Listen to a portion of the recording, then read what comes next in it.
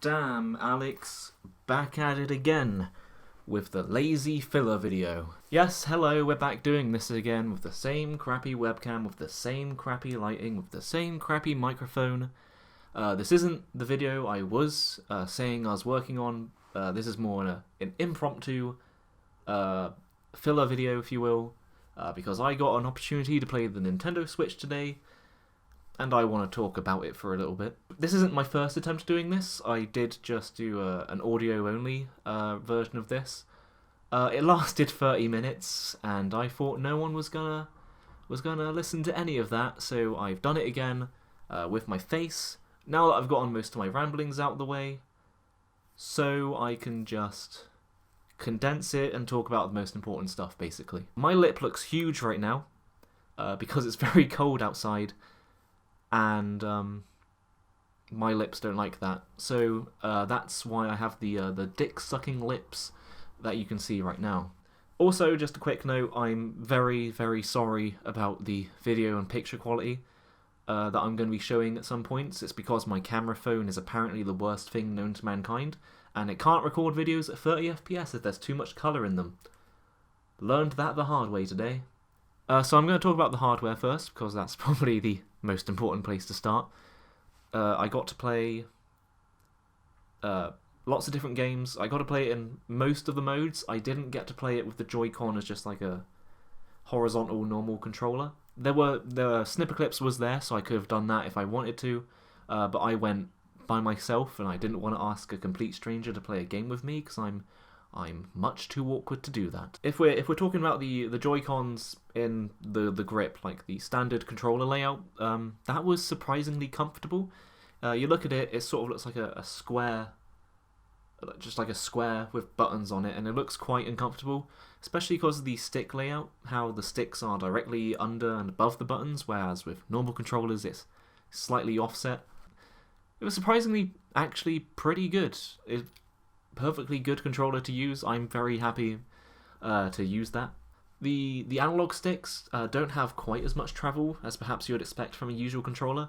That takes a little bit of getting used to, and also the fact it's digital triggers instead of analog ones, that also takes a little bit of getting used to. But apart from that, it was perfectly fine. I'd be happy to play that with any game pretty much, apart from a 2D one, because you know the left D-pad is a little bit weird because it has to be able to be used as buttons when you're holding it horizontally, but it's a little bit of a drag, I guess. I got to play Splatoon with it, and I didn't think it affected how I played negatively at all.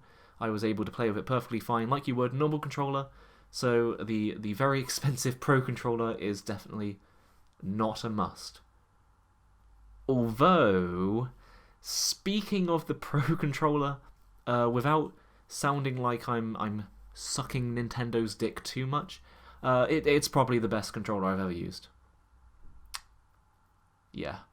If it wasn't for the fact it had digital triggers, if it had analog ones instead, it would probably be the best controller just ever made. In my personal humble opinion, of course.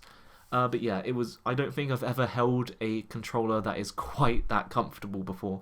Just everything about it. Mwah. Using it as a handheld, the most impressive thing about it. I got to undock it from the dock when I was playing Zelda, and the transition is pretty seamless, just like it is in all the trailers. You just pop it out, and then it's on the screen, and that was really fucking cool. It wasn't uncomfortable to hold at all, but it was just like holding a slightly smaller Wii U gamepad, and also a slightly thinner one as well. It is a very, very thin console, like ridiculously slow.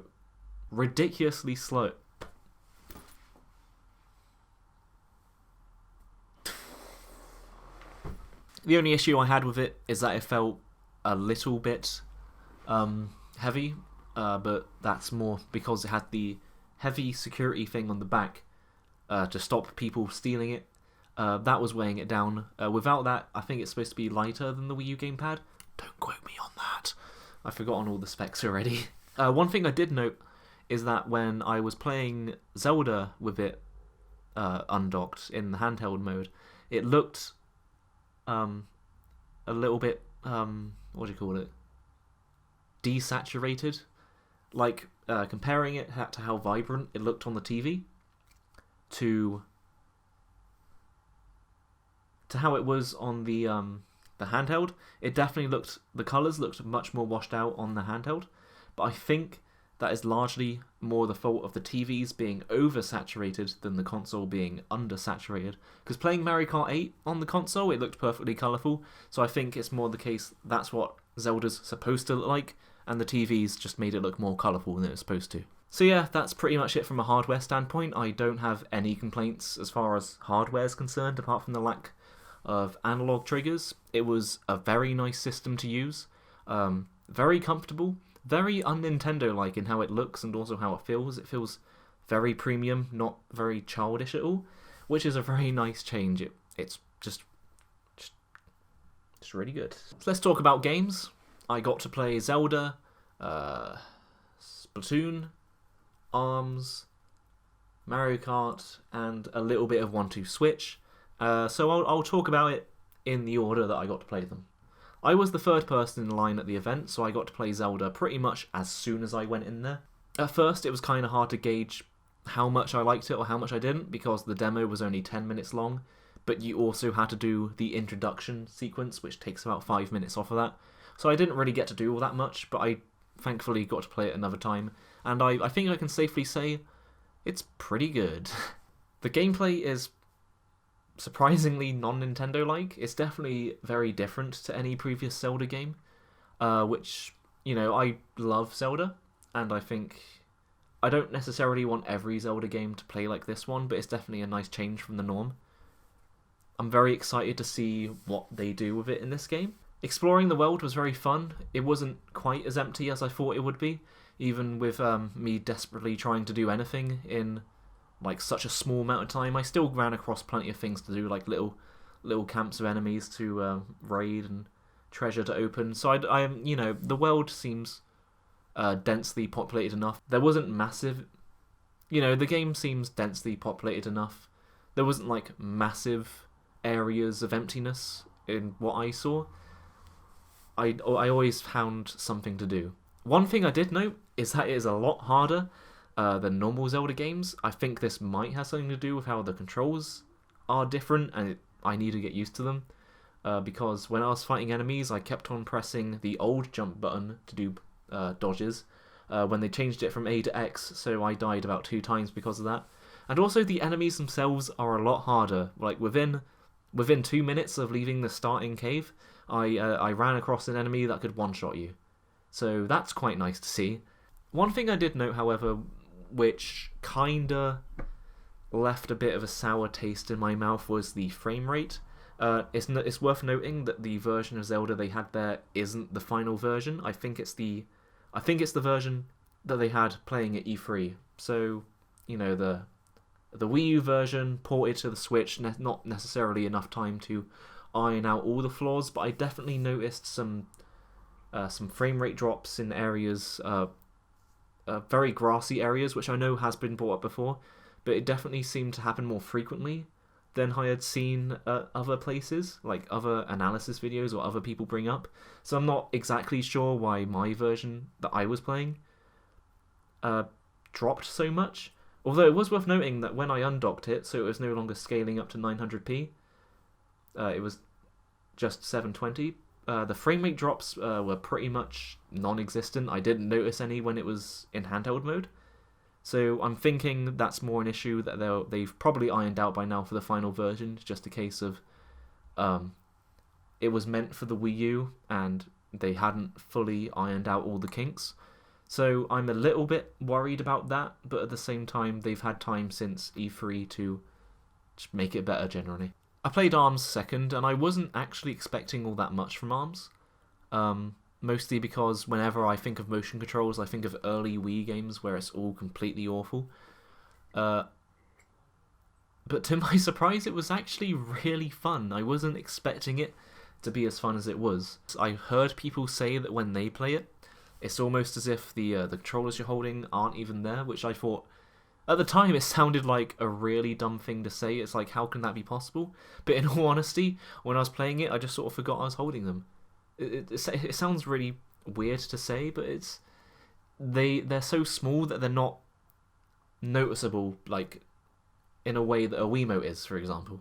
Arms was a surprising amount of fun. I'm actually pretty interested in it now. I might actually buy it when it comes out. I was on the fence before this, but I think playing it for myself has definitely pushed it in the direction of me actually liking it.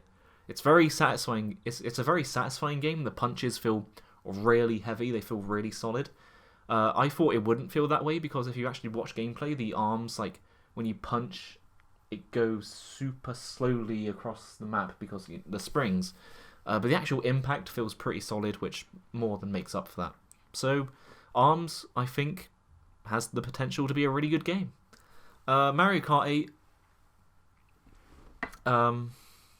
It's Mario Kart 8. You know, I don't really have much to say about it. Everyone knows Mario Kart 8's really good. The difference is I was playing it in the handheld mode, and on that it looked bloody gorgeous. Like, even better, like, the difference in, like, graphics between the Wii U and the Switch version are probably pretty...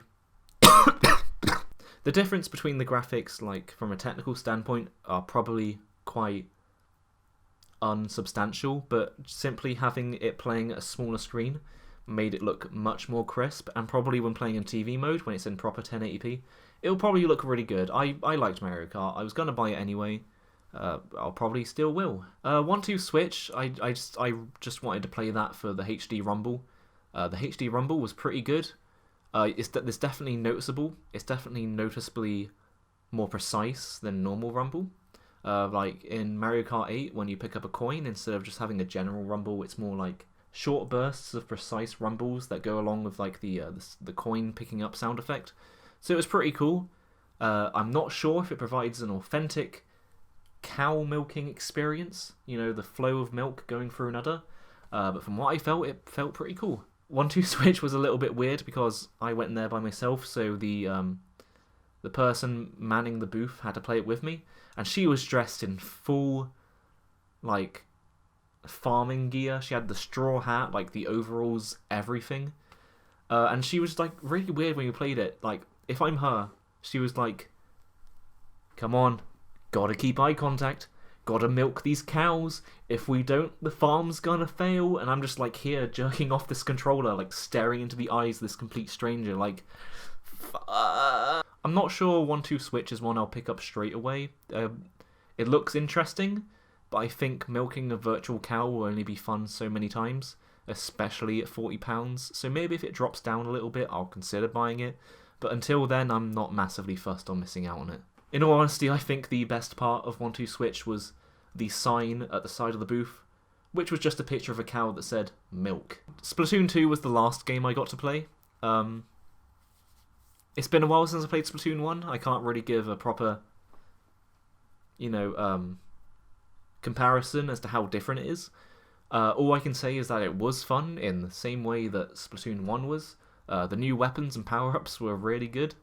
Again, graphically, it didn't look too much different to Splatoon 1, but the full 1080p definitely gave it that ever so slight advantage over it. And I think that's one I will be picking up. I was planning on picking up anyway, because Splatoon 1 was one of my favourite Wii U games, and I'm really happy to see it getting a sequel. There are some things it definitely doesn't do as well as Splatoon 1, simply because it doesn't have the gamepad. Jumping to people on the map is definitely a little bit more awkward, because you have to press X, and then you have to look at which player you want to jump to, and then which button corresponds to them, and then press A to confirm it. So that's a little bit more cumbersome than what it was in the original, but at the same time you can't really blame them, because there's only so much they could do for that. So in conclusion, the Switch was an absolute joy to use. I'm very much looking forward to getting my one when it comes out, but that's all I really have to say about it. In the end, it's just a really impressive bit of tech, has some really, really fun games on it, and I can't wait to play it. I'm just gonna end the video on that. Oh...